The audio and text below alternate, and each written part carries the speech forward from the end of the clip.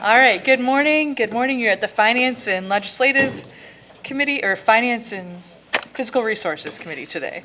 And it's a little bit after 8:30 and we're ready to go. The first item on the agenda is public comment. Is there anyone from the public who'd like to comment? All right, seeing none. Our next item is the consent agenda, and it includes items A through E on the consent agenda. Could I have a motion to approve the consent agenda?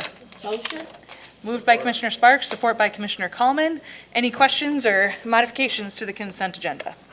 All right, seeing none, all those in favor, please say yes. Yes. All those opposed, please say no. Motion passes. Next item on the agenda is item number 3 from the Bureau of Equalization. We have our equalization report.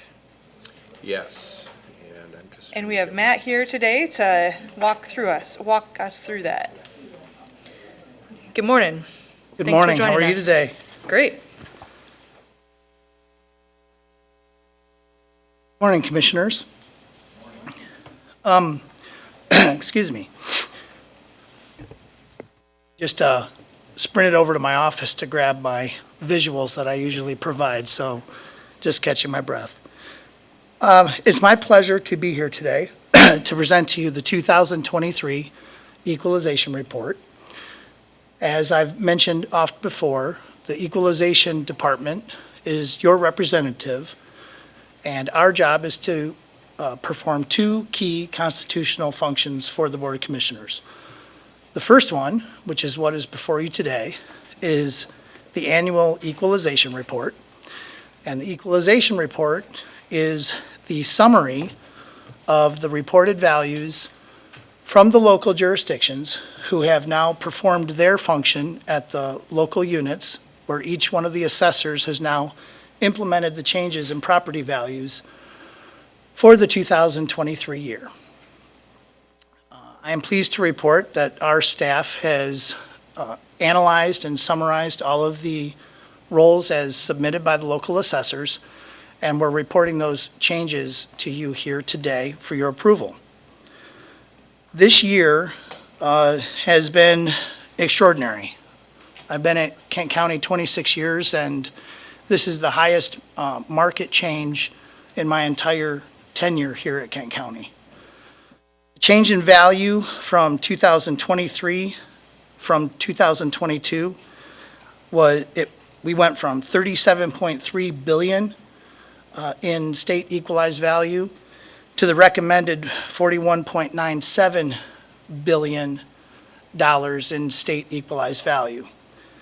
That represents a 12.53% increase, which is the highest since at least 5 years prior to Proposal A passing back in 1989, where the tax or the state equalized value changed 10.6%.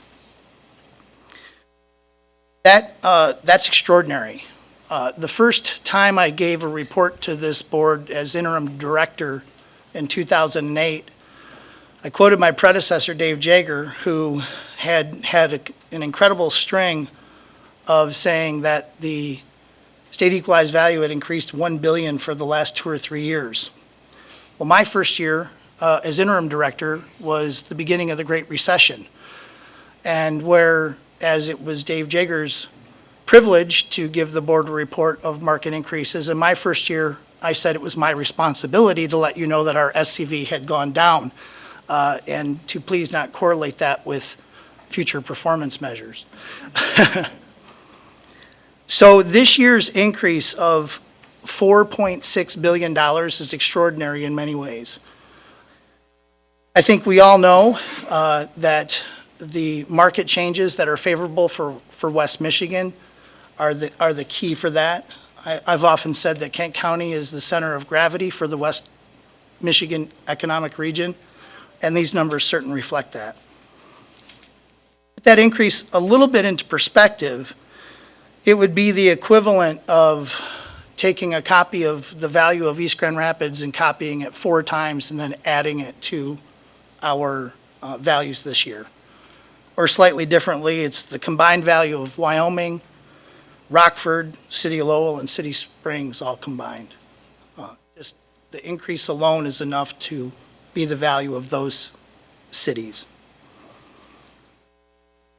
On the Proposal A side of the ledger, or the increase in taxable value, the taxable value is $30.8 billion, and that represents an increase of $2.4 billion. And that's the equivalent of Cascade Township and the city of Rockford, if you were just looking at valuation comparisons. The growth in the residential class this year was 13.57%. The agricultural class grew 5.3%. The commercial class grew 11.6%, and the industrial class grew 14.77%. Finally, the personal property class grew 0.2%. And worthy of note with personal property is, as you know, a lot of the personal property and the industrial and the manufacturing side is gradually being phased out. So the fact that that still grows attests to the fact that the economic activity in West Michigan is increasing. So even those properties that are not exempted under current state law still contribute to a small increase in the overall value of the personal property. I would be remiss if I didn't thank a few important people. As Equalization Director, it's my privilege to represent 14 property tax professionals, both on the mapping side and on the appraisal side. Joining me here today are my two deputies, Brenda Ritchie and Phil Wall, and impeccable Julie O'Dwyer, who's our equalization assistant. They are the people that make all of the appraisal studies and the sales studies and the required reports function for our department. So thank you, guys. Important also to note is the gap in taxable value now stands at $11.1 billion. So our state equalized value of the 41 billion contrasted to the taxable value of 30 billion is the equivalent of the city of Grand Rapids and Cascade Township combined. So what that represents, of course, is the percentage of taxable value to the overall assessed value. And that currently stands at 73% of the taxable value to SEV ratio.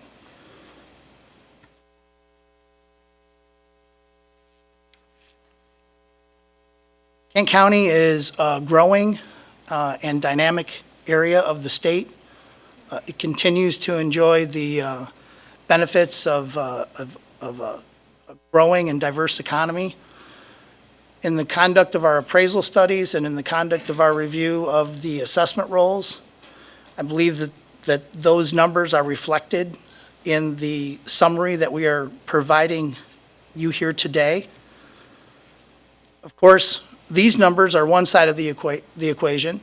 The state equalized values and the taxable values come into play on the value side of the property tax equation. The property tax, of course, is a value times a rate equals the tax. We have summarized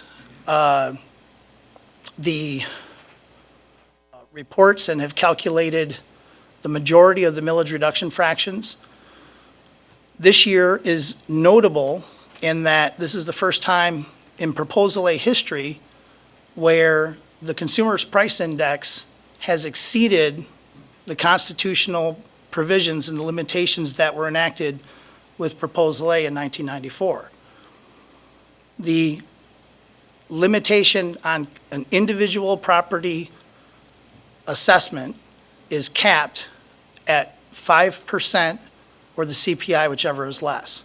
This is the first year that the CPI has exceeded the Proposal A cap. So you may have noticed on your individual property tax assessments this year that your capped value indicated that. However, the 7.9%, which is the actual inflation rate, is what will be used in the Headley millage reduction fraction calculations.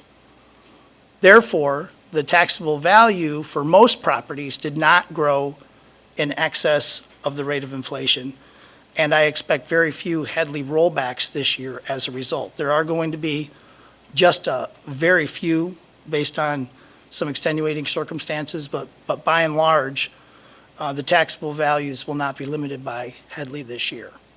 We are in the process of verifying all of the Headley impact numbers, and of course, our second mandated report, which is the apportionment report, comes out in October, and that is a summary of not just Kent County, but all of the taxing authorities, which represents all of the school districts and special taxing authorities as well. So that is our collective report about the changes that have come about in 2023. We'd be happy to answer any questions, and thank you very much for your time this morning. Any questions for Matt? Yes, Commissioner Hildenbrand. Thank you, Matt. Good morning. Good to see you Morning. again. Good to see you. Is there an average, so the increase is probably related to a number of things. You've got people improving their homes from a residential standpoint. You've got businesses expanding. You've got new businesses. So some of it's accounted to just natural growth in our county and from an economic standpoint. But is there an average increase that you guys have pulled out of a residential home of a taxpayer who hasn't done anything to their home, no improvements, they've just, have lived there for a long time? Yeah. Is there an average county increase on their value that you can share with us? Well, the most straightforward answer is the vast majority of them, if they're in an area that increased more than 5%, it would have been 5%, because that would have been the proposal A cap on their taxable value from one year to the next. Now, another provision of Proposal A, as you're aware, is the uncapping, sometimes referred to as the pop-up. So if you've bought your home in the last year, then you can get a much higher increase because your capped value is uncapped and it goes to whatever your assessed value is. So if your community went up 15% and you just bought your property, then you expect to go up in a similar range. But I don't really have an average, but for a great many of Kent County's properties this year, it would have been at that cap 5%. Roughly a third of all of the new taxable value comes from new construction, net new construction. That's all of the new construction minus all of the losses, houses burned down, houses are built. But roughly a third of our value is attributable to construction activity and new activity. And then the rest of it is just the number of uncappings. That's the other element that comes into play where that increase is in excess of the 5%. Does that answer your question? Okay.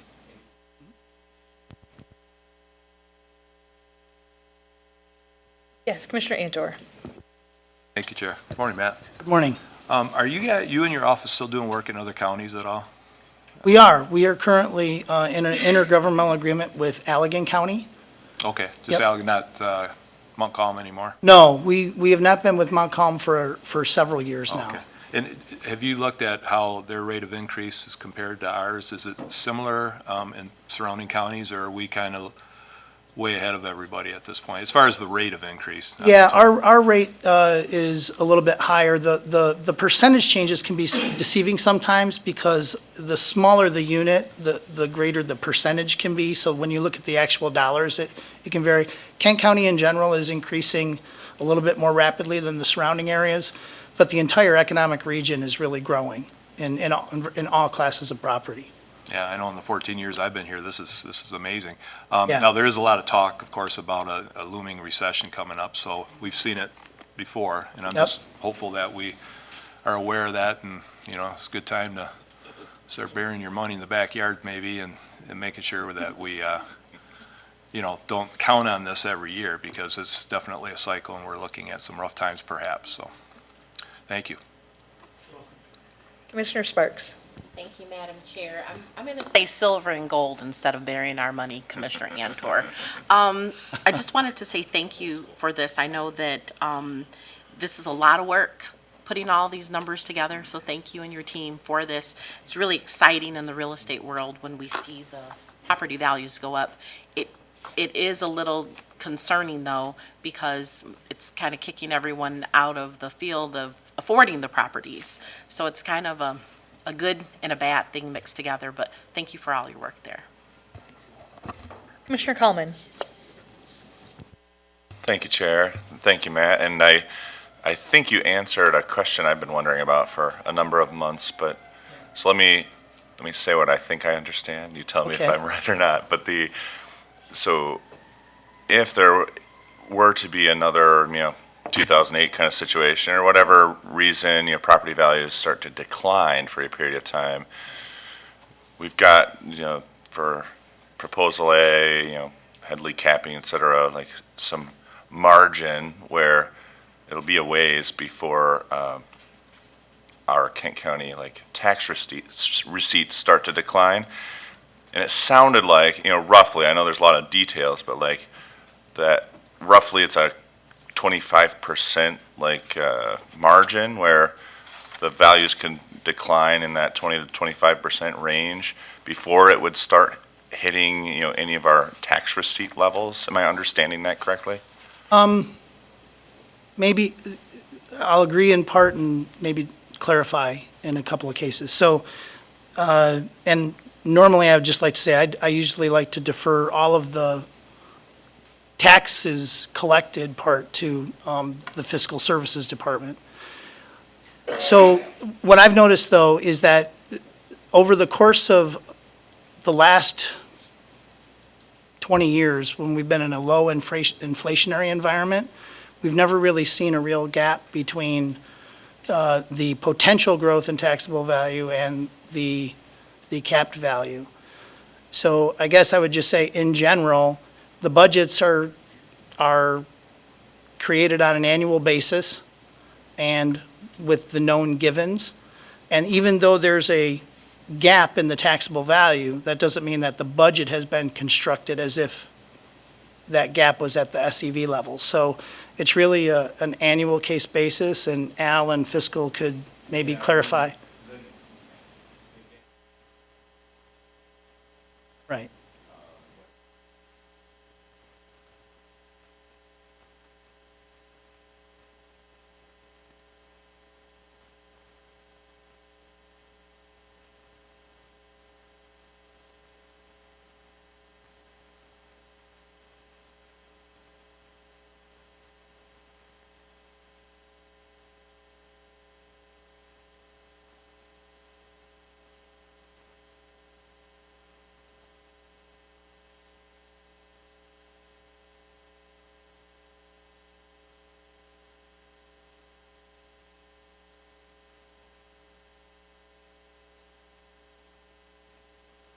All right. Just put one other way too. Everything is built off of the taxable value. It's not built off the SEV. So Commissioner McLeod.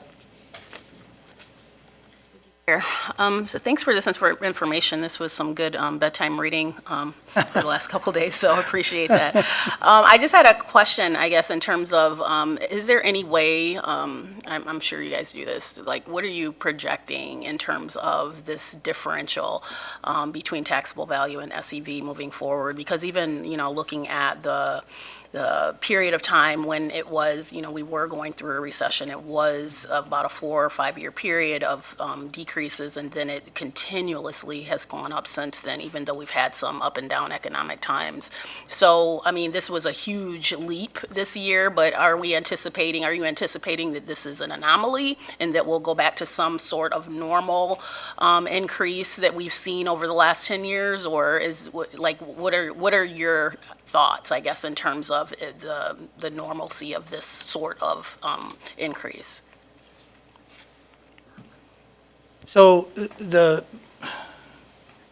dynamics of our West Michigan real estate market here are really intriguing. We're a very favorable place and we have a higher demand than what we have the supply for. So as long as the demand is outweighing the supply, in the larger sense, if the economy keeps improving and people still want to come here, the fact that we don't have a lot of new supply coming on and we have more people coming in, I think that the fundamentals of our real estate market remain very strong. I think some of the macroeconomic things about reshoring and things like that too, and as places like Grand Rapids continue to be attractive, I think that our demand is going to be very strong. So while we may not see things at this frenetic pace, I don't necessarily see, it might just be slowing down the rate of growth as opposed to changing directions, if that makes sense. Commissioner Wooden. Thank you, Chair. And, on that note, as I'm looking at the chart in your report, it, shows that the only period that saw actual net reduction in equalized and taxable value was the '08 recession, which, we should always be cognizant to that possibly happening again. But there were at least two other economic contractions at a national level in this chart that just saw a reduction in growth, not necessarily a net loss. And so it could very well be that future contractions, while impact the real estate market, they don't necessarily see us losing taxable value. My other question is, have we seen, I know you mentioned how about a third of the taxable value increase is new construction, and then the remaining are uncappings. And,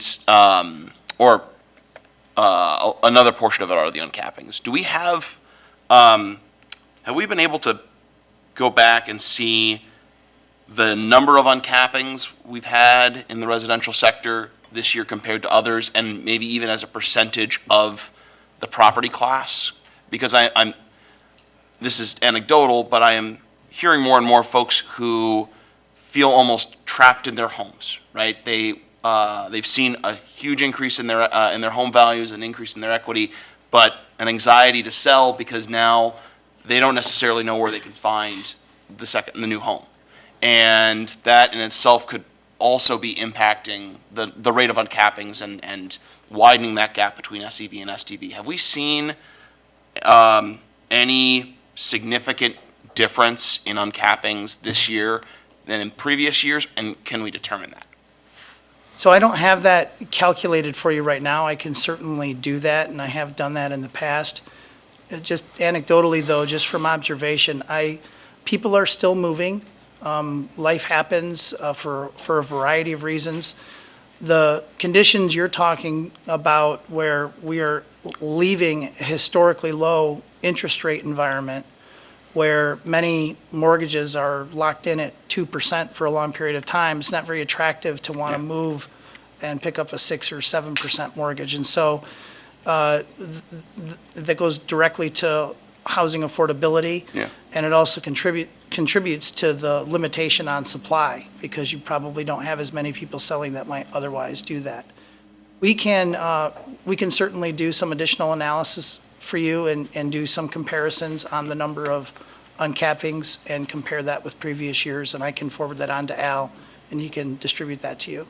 I just think that would be interesting to know, especially because, I think it underpins, as we're talking more and more about housing affordability, I just can't help but see that the lack of the supply and any potential reduction in uncappings are limiting our own ability to keep up with costs as we operate government services, and it's coming at a cost to this government in terms of how we deliver our services. So just would be helpful to know that information. Thank you. All right, any questions for Matt regarding this report? All right, our item on the agenda here is the 2023 Equalization Report, and we are to recommend to the Board of Commissioners for adoption. So if there's a motion? Moved by Commissioner Kallman. Did I hear support? Support by Commissioner McLeod. Al, did you want to read the action request? Sure. Action requested. Recommend to the Board of Commissioners to adopt the 2023 Equalization Report. Summary of requests. The Bureau of Equalization has completed its review of the 2023 assessment rolls of the 21 townships and 9 cities of Kent County.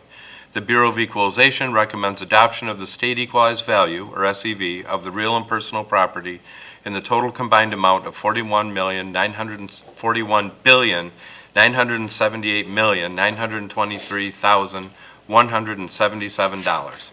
This is an increase of 12.53% over the 2022 SEV of $37,305,105,935. The state taxable value, or STV, of the real and personal property is $30,864,710,022, an increase of 8.61% over the 2022 STV of $28,418,785,124. The equalized values have been prepared in accordance with MCL 21134 as amended and in time to be submitted to the State Tax Commission by the required deadline of May 1, 2023. All right, thanks, Sal. I just wanted to make sure you read all those large numbers. All right, so any questions? I know we kind of had questions already. Anything else? All right, all those in favor, please say yes. Yes. All those opposed, please say no. Motion passes. Our next item on the agenda also comes from equalization, and that's the 2023 Remonumentation Grant Budget Amendment. Action requested. Recommend to the Board of Commissioners to accept and appropriate an additional $34,416 from the State of Michigan Office of Land Survey through the 2023 Remonumentation Program budget in the Special Project Fund.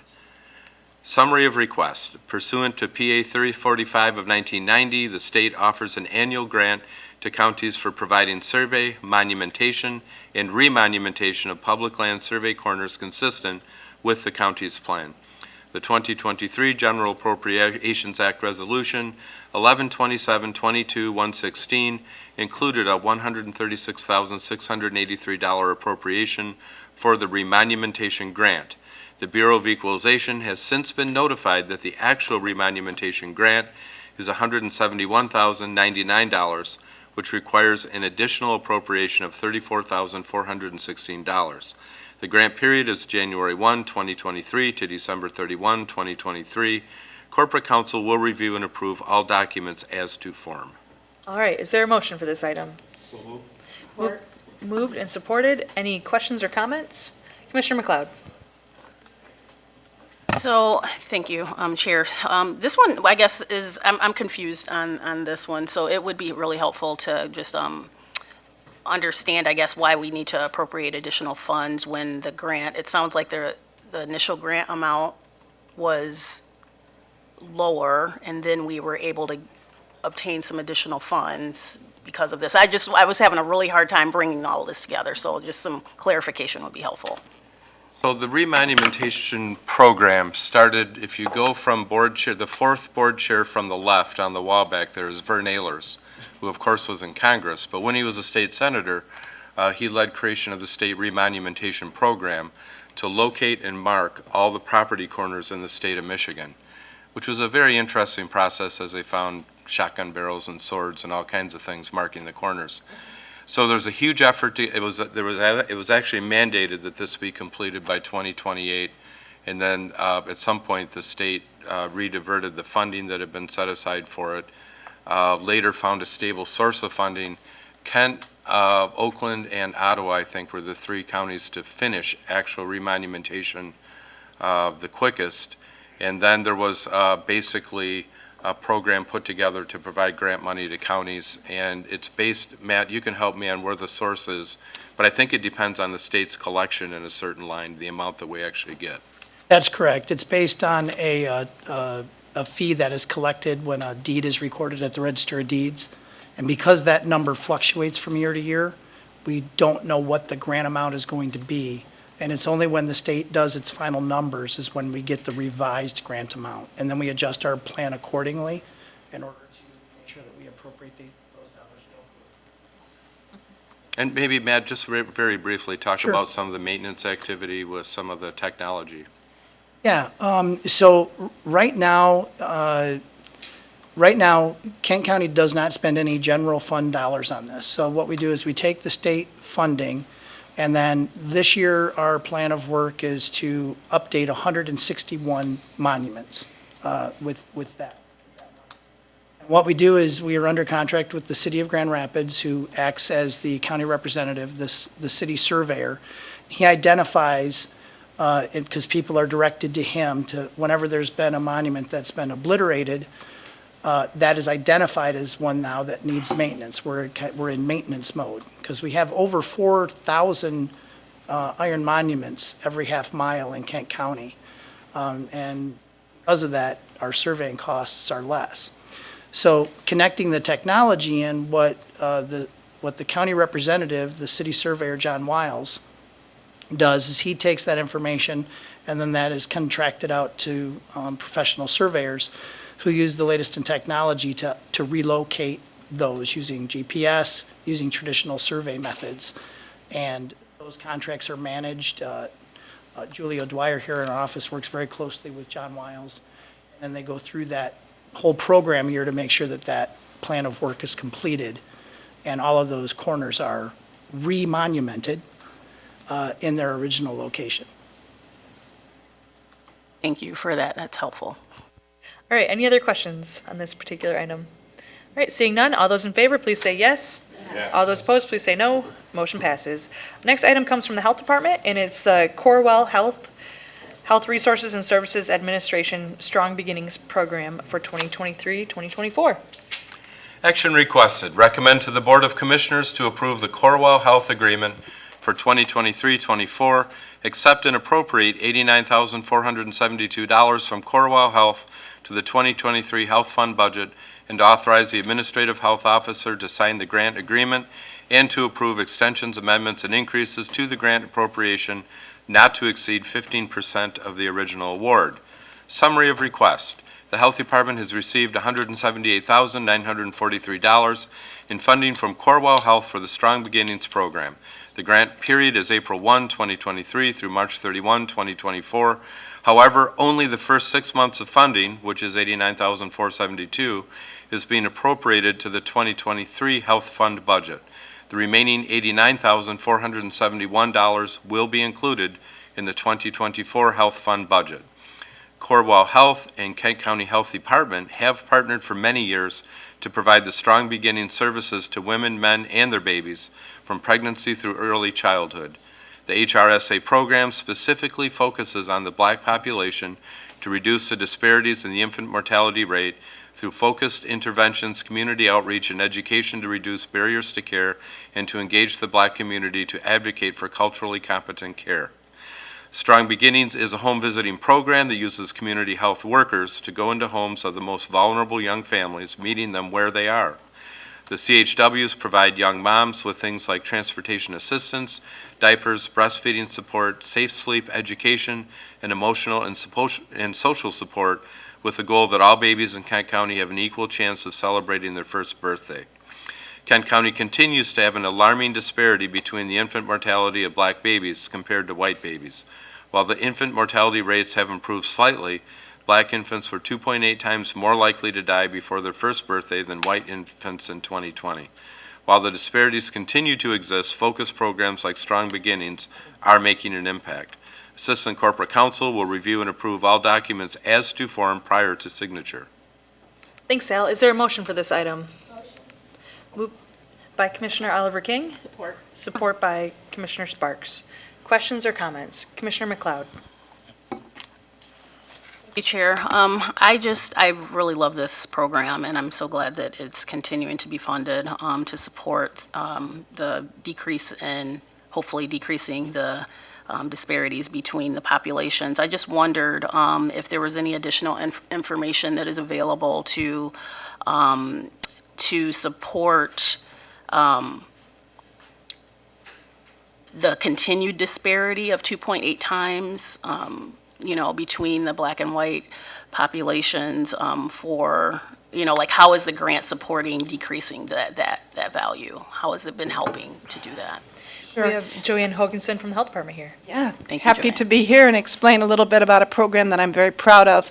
The program recognizes that many of the things that contribute to infant mortality among the Black community here in Kent County are things that we can address. Things like access to prenatal care, safe sleep, all of those things which actually are things that are preventable. There are aspects of infant mortality that we will never be able to prevent. So we recognize that it will never be zero, but when things are preventable, we have community health workers that can be in the home and provide the education and the support so that we are reducing the risk for the most vulnerable population. Particular is access to care, safe sleep, a good prenatal nutrition, and we also do screening for things like substance use during pregnancy.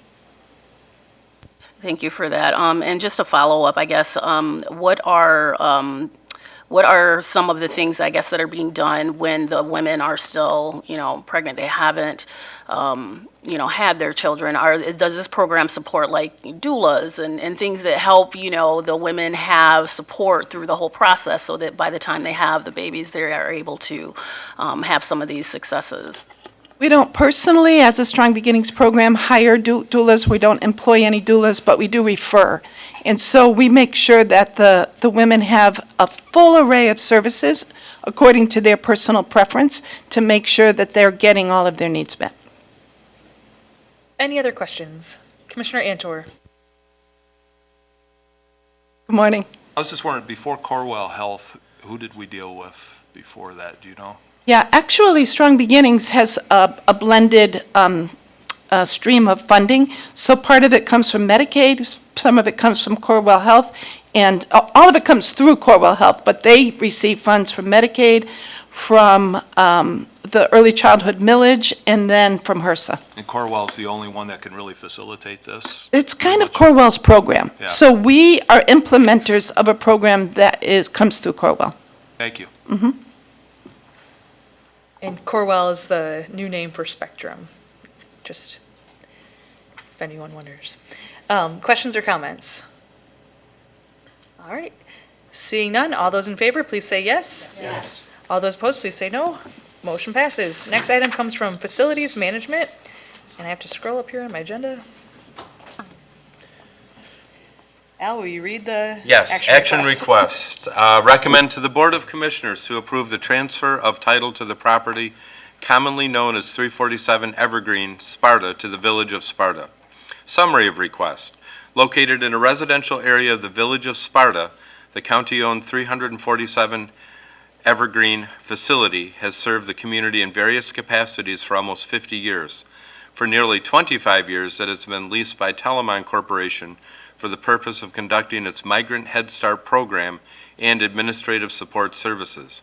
Telamon has made some program and location changes to their offerings and no longer has a need for this facility. The facility has been vacant since January. Kent County has no current or projected need for this facility or property. The Village of Sparta has expressed their desire of ownership of 347 Evergreen as it is bordered by a village park, Nash Field. The Village of Sparta will pay $10 and the closing expenses.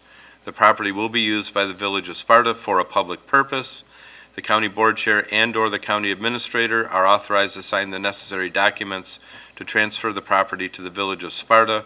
Corporate counsel will prepare the transfer of title documents. All right, thanks. Is there a motion for this item? So moved. Moved by Commissioner Antor, support by Commissioner Sparks. Questions or comments? Commissioner Wooden. Chair, just wondering, and prepared to vote to approve this, but seeing that the Village of Sparta is paying $10 and the closing expenses, I'm assuming the appraised value of this property is not $10. What is our policy when it comes to the sale of property?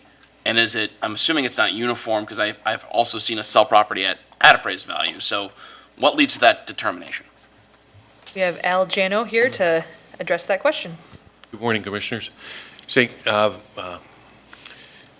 By way of example on this, there's, Commissioner Wooden, you shared about seeing SEV or appraised value for park property and residences, like as we bought along Bradford Street and so on and so forth. That's where we usually use the taxable value and such for private parties. When we're moving to another governmental agency, historically, we have let that go at no cost. And I think, now I can't speak for all your predecessors, but as far back as I can recall, we've historically done it this way because if we're not trying to enrich one locality and not enrich someone else. When we left the facility in Rockford, when we combined the first and second divisions of the 63rd District Court at Knapp and the Beltline in 2009, with the exception of some improvements that we needed to put in temporarily, we gave them that property. So there's a very recent precedent on this.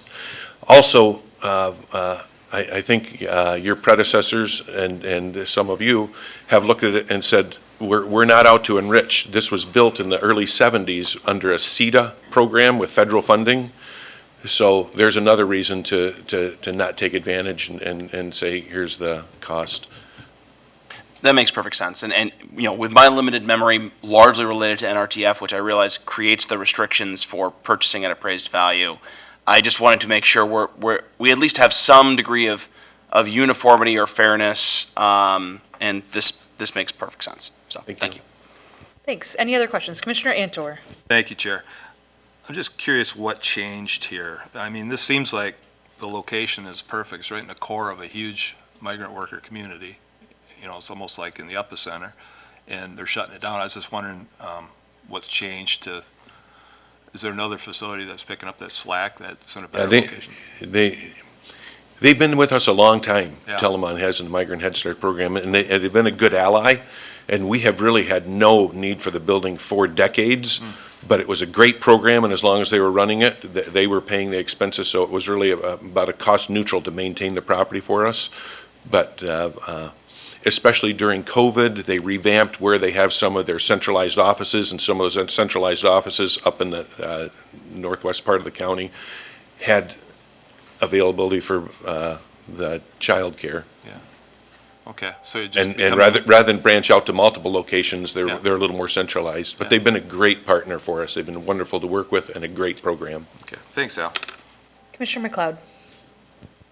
Chair, I just had one quick question. So in one of the bullets, it says the property will be used by the village for a public purpose. Does that public purpose have to be disclosed to us as part of the sale at any point in time? Or is there any, I guess, due diligence on our part in terms of ensuring that it's used for a public purpose moving forward? I think we're covered very well by using it as a public purpose. As far as exactly what the public purpose is, village managers have changed over the past months here, and opportunities for what they might use that for. Again, it's adjacent to Nash Field. There was a little bit of discussion to say, gee whiz, maybe for parks work or something like that. There's some open spaces in the building. It's only about 5,700 square feet. It's not a real large building, but something to do with their parks program, perhaps. There's some parking there. Maybe they'll expand Nash Field, but it's too soon to tell, and we've had a vacant building since January, and they've expressed desire, and rather than let it deteriorate or us having to carry the expense of that, we didn't want to get into their sock drawer too much as far as exactly what they wanted to do, but we thought we were pretty well covered with the public purpose. Thank you, though. Did you want to add something? Just so you know, Commissioner, the term public purpose will be in the transfer documents, not a specific purpose, because as Al says, needs change over time, but it will be conveyed to the village for a public use as they determine appropriate for their residents. All right. Thank you. Any other questions? Commissioner Antor. Just think that'd be a good model for trying to remember the name of the program where we get money from the state. We get money from the state to give to the smaller townships for needs. CDBG. We're allowing the village to make that determination without any real stipulations on how they're going to use it. They're going to use it the best way possible within their, I wish we could do that with CDBG money as well, as opposed to trying to make a round peg fit in a square hole sometimes. We take that away from these local units and force them to do it in a certain area. That's just something that's over the years that's kind of bothered me. So, thanks for the help on that CDBG. All right, any other questions or comments? Seeing none, all those in favor, please say yes. Yes. All those opposed, please say no. Motion passes. Next item on the agenda comes from the Kent County Animal Shelter, item number 7, and it's the Marie B. Skipper Trust proceeds. Action requested, recommend to the Board of Commissioners to accept and appropriate $90,000 to the Marie B. Skipper Trust Project in the 2023 Special Projects Fund from the Marie B. Skipper Trust, and authorize the board chair or designee to execute the agreement and approve amendments and increases to the trust appropriation not to exceed 15% of the original distribution. Summary of request. In a trust agreement dated March 17, 2008, amended June 15, 2017, Marie B. Skipper directed 25% of trust assets be distributed to the Kent County Animal Shelter. $90,000 of the estate balance was distributed to the Kent County Animal Shelter in January of 2023. Any remaining balance after taxes are filed and the estate is settled will be distributed upon completion. The Kent County Animal Shelter can use the distribution in completion of its core mission and other normal expenses related to its operation. The Animal Shelter has identified the following programs in which it plans to utilize the funding. $46,594 to construct an outdoor enrichment area behind the animal shelter, $26,500 to purchase and install a digital x-ray machine, and the remaining balance for emergency medical expenses. Corporate Counsel will review and approve all documents as to form. All right, is there a motion for this item?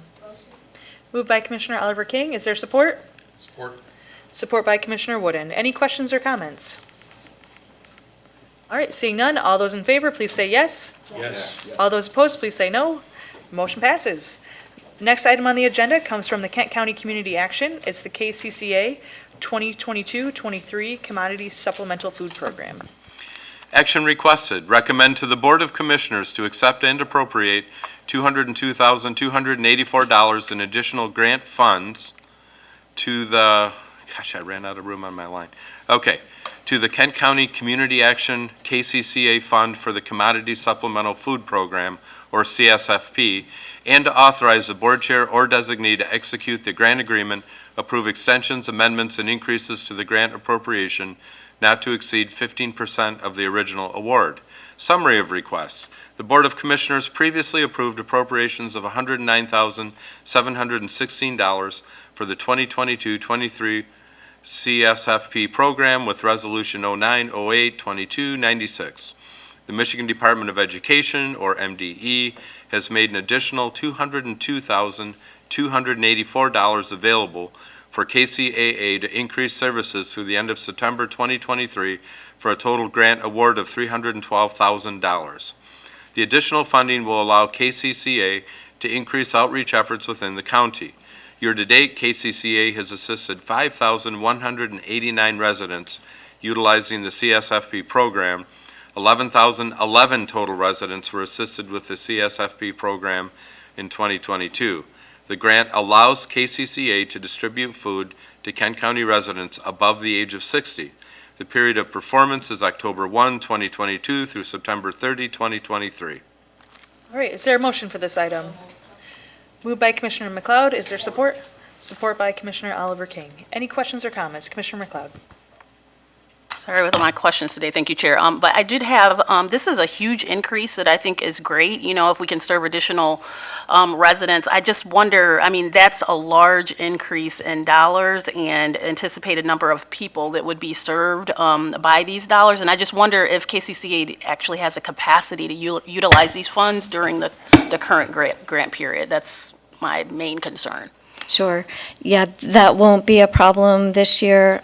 This is a very popular program that we've been doing for many years, and we have distribution sites for the foods scattered across the county, so providing more resources to each of those counties to serve the residents is real positive. Thank you. Just a quick follow-up then. So has there been unmet need, I guess, in these areas where this will help that, or is this additional outreach that would need to be made to ensure that the dollars and the services, the food services, are utilized? I'll have to get specific data for you on that point on who has not been able to be served in the past in terms of numbers. I don't have that at my fingertips. I can follow up with you, though. Thank you. All right, any other questions or comments? All right, seeing none, all those in favor, please say yes. Yes. All those opposed, please say no. Motion passes. Next item here on the agenda comes from Fiscal Services, and it's regarding centralized purchasing. I'll just mention that this comes from actually a question Commissioner McLeod had and the committee discussed a couple months ago, so this is the response to that. Action requested, recommend to the Board of Commissioners to approve the updated fiscal policy, centralized purchasing. Summary of request, a periodic review of the county's centralized purchasing policy has been conducted with the recommendation of modification to section 7.8.6, emergency or extraordinary circumstances. Section 7.8.6, emergency or extraordinary circumstances, allows the purchasing manager to award contracts in emergencies or unusual circumstances that hinder, delay, or prevent fiscal policy application. Centralized purchasing, when the situation negatively affects operations beyond the reasonable control of the county. The Purchasing Division, along with staff from Corporate Counsel, Administration, and Fiscal Services, reviewed the policy to assure continued relevance in supporting county operations and to maintain consistency with the Model Public Procurement Code for state and local government. All right, thanks, Al. Is there a motion for this item? Motion. Moved by Commissioner Sparks. Is there support? Support by Commissioner McLeod. Questions or comments regarding this item? Commissioner Antor. Thank you, Chair. Just a comment. I just wanted to commend Cal Brinks for the wonderful job he does with purchasing. I never have any concerns or questions. He is a bean counter on steroids. He does a great job, and I just really appreciate his work, so. All right, Commissioner Kallman. Thank you, Chair. I want to echo Commissioner Antor's comments on our current purchasing department and just the extraordinary job that they do. And so I'm inclined to give, like emergency, extraordinary circumstances, policy, structure here, but I am a little hesitant just wondering, so the last 37 months, we've had some level of emergency declaration, whether it's, Kent County, state of Michigan, federal government, like, would that be sufficient under this language to allow it to be, go around the general purchasing policies, just the fact that there is an emergency declaration somewhere in the hierarchy of government? Yeah, I would say that this doesn't come near that kind of situation and that you would still need to adopt a special emergency declaration. I think Wayman Britt, the county administrator, had kind of special authority during that time, as I did in Ottawa County. Is that your question? I don't think we get there with this policy, not by a long shot. Under the language here, who gets to decide if this policy is in effect? Typically, that would be purchasing that makes that determination.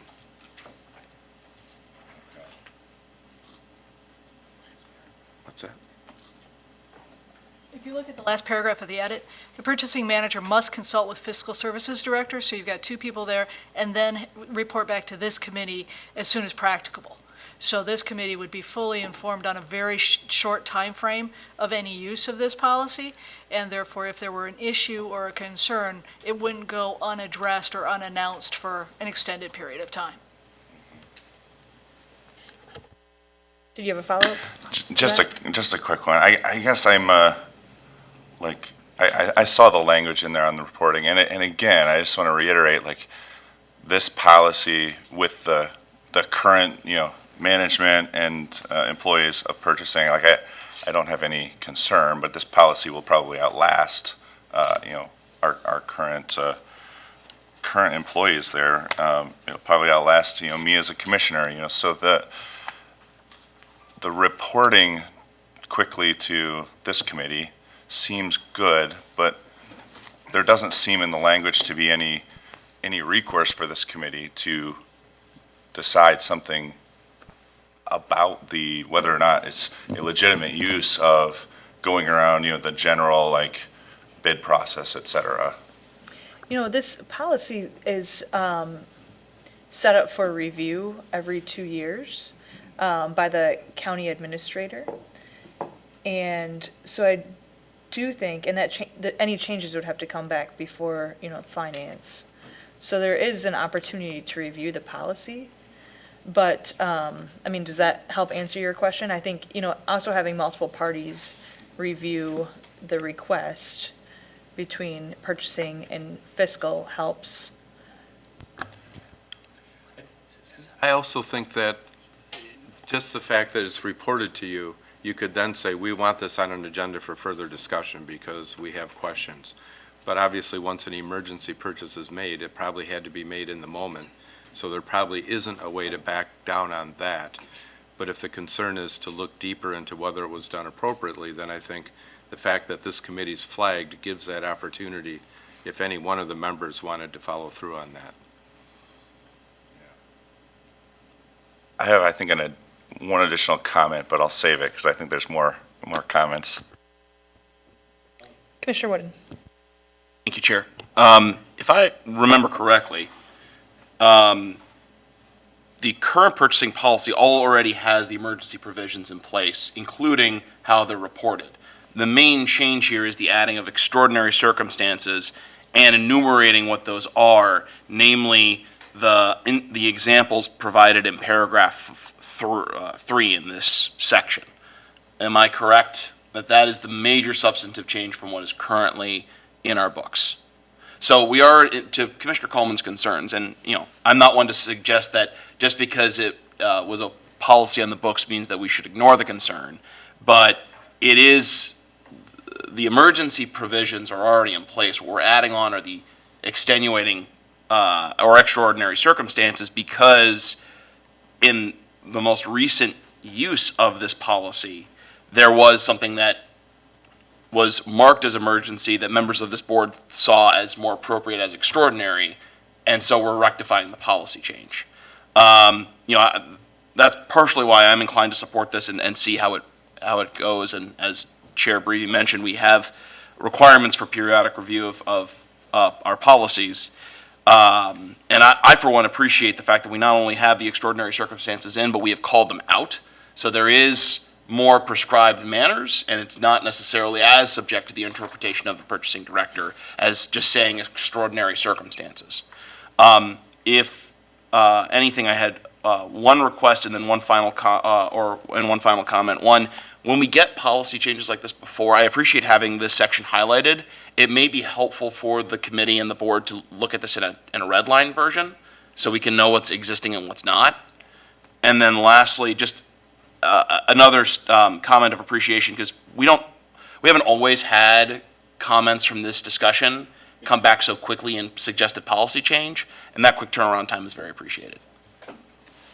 All right, any other questions or comments? Commissioner McLeod. Just a quick comment. I just wanted to say that I appreciate the expediency of adjusting the policy from the concerns that were brought up at an earlier meeting of this committee, and so I appreciate the adjustments. I think that the definitions of the extraordinary circumstances are a great addition, and I do appreciate that from administration.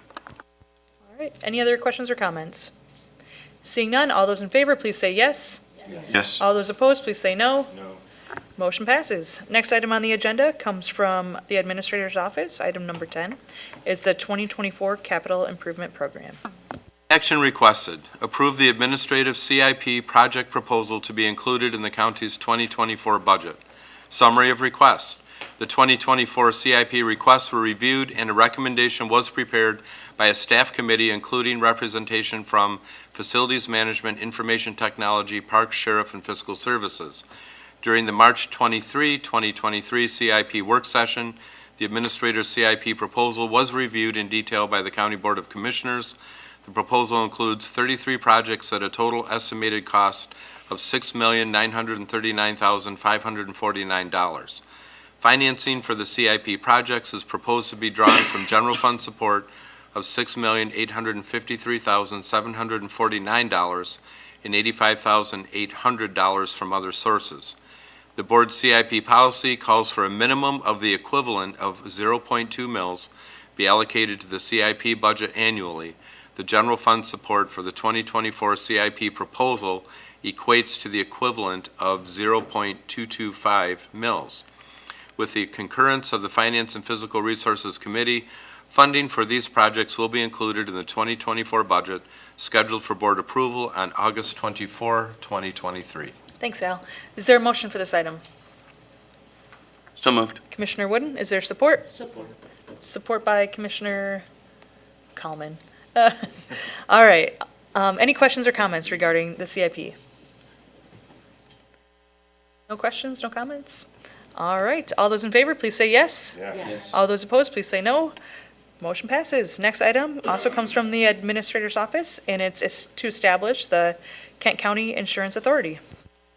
Action requested. Recommend to the Board of Commissioners to establish the Kent County Insurance Authority with an operational effective date of October 1, 2024, and authorize the board chair and/or designee to sign and file all necessary documents. Summary of request. Michigan law allows Michigan counties to join with other municipal entities to form a self-insurance pool. Kent County and the Kent County Building Authority are the proposed members of the Kent County Insurance Authority, or KCIA. Several steps must be completed before the KCIA can be operational, including but not limited to providing for the initial funding. The funding plan will be part of budget starting in the FY 2022-23 and carry over into the 2023-24 budget. This will allow reserving the appropriate funds over 2 fiscal years. Completion of the planned upgrade to the county's financial software, filing of documentation with the state, including the Articles of Incorporation and bylaws of the KCIA, appointment of the KCIA board, completion of bidding for any needed excess or specialty insurance. Once implemented, the KCIA will be governed by a 6-member board comprised of the Board of Commissioners Chair, the Finance Committee Chair of the Board of Commissioners, the County Treasurer, the County Administrator Controller, a member of the Building Authority, and a County Commissioner to be appointed by the Board of Commissioners Chair. By authorizing the formation of the KCIA now, work on the steps needed to establish the KCIA can begin and be ready for the effective operational date of October 1, 2024. Corporate Counsel will review and approve all documents as to form. All right, thanks, Al. Is there a motion for this item? So moved. Moved by Commissioner Wooden. Is there support? Support by Commissioner Oliver King. Questions or comments? Commissioner Wooden. Thank you, Chair. Looking at these steps and the appointment of the Insurance Authority Board, do we know, is that going to be a final step in terms of appointments right before it's implemented October 1, 2024, or will it be needed to establish earlier to assist in the additional steps? And if we don't know, we don't know, that's fine. I mean, I think my preference would be to do it sooner so that we involve the board in the creation of it. It just wouldn't be sitting as an official board, taking minutes and that type of thing as of yet. Okay. It would go live on October 1, 2024. That makes sense, thank you. All right, questions or comments? All right, seeing none, all those in favor, please say yes. Yes. All those opposed, please say no. Motion passes. All right, we are now to the point of Commissioner Miscellaneous. Is there any Commissioner Miscellaneous? I just have one item. Following our meeting here, we have a opioid settlement informational meeting in room 311. I would encourage you to attend if you haven't yet. So any other Commissioner Miscellaneous? All right. Seeing none, we are adjourned, and our next meeting will be on Tuesday, May 2, 2023. Thanks. Have a great day.